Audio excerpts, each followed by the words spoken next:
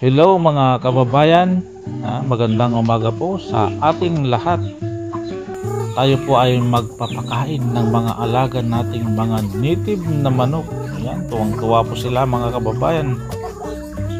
Mayroon silang pagkain. Ayan, nag-aagawan po sila mga kababayan. Nakakatuwa po. At kitang-kita po yung kanilang kasiglahan. Ayan. Ayan no. Tuwang-tuwa po sila.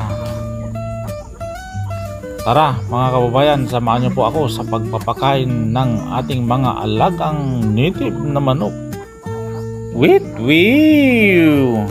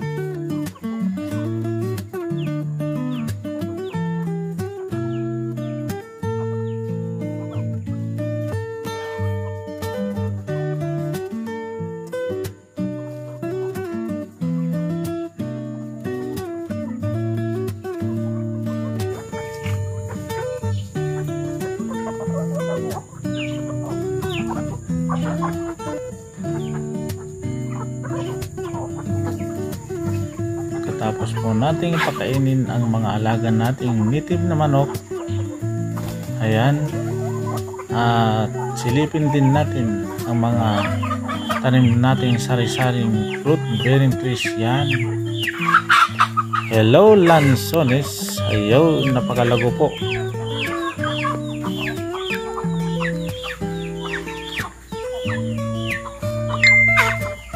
Mayroon tayong citrus fruit.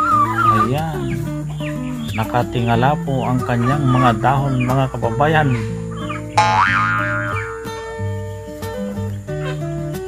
Rambutan fruit. Ayan, nakadapa po ang kanyang mga dahon.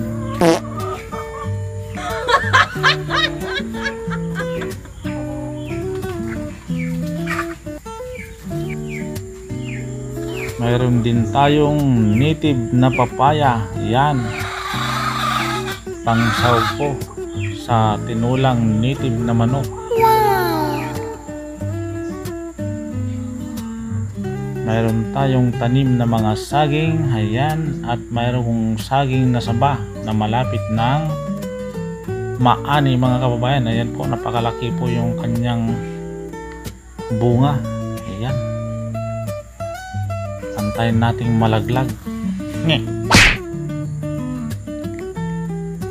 Yan, at meron din tayong mga dwarf calamansi. Ayan.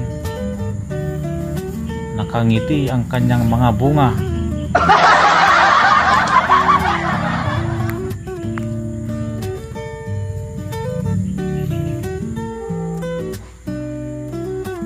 Ayun.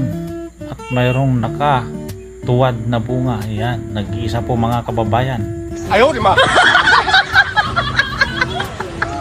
Guyabano fruit.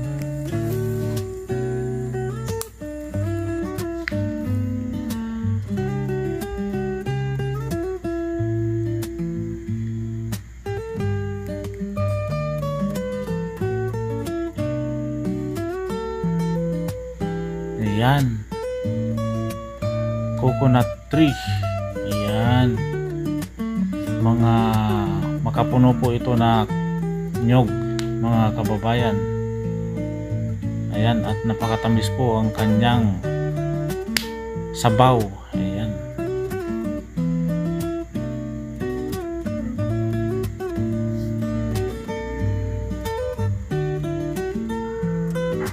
Ito po ay yung tinatawag na betel nut. Yan, bunga po mga kababayan. Ginagamit sa pangnganga. Yan.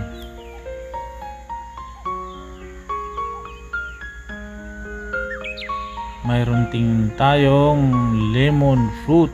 Ayan, napakasarap po na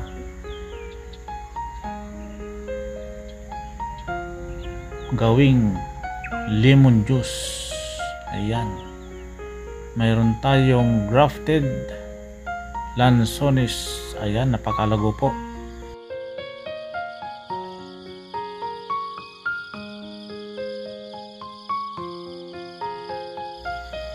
Muli, magandang umaga po sa ating lahat, mga kababayan.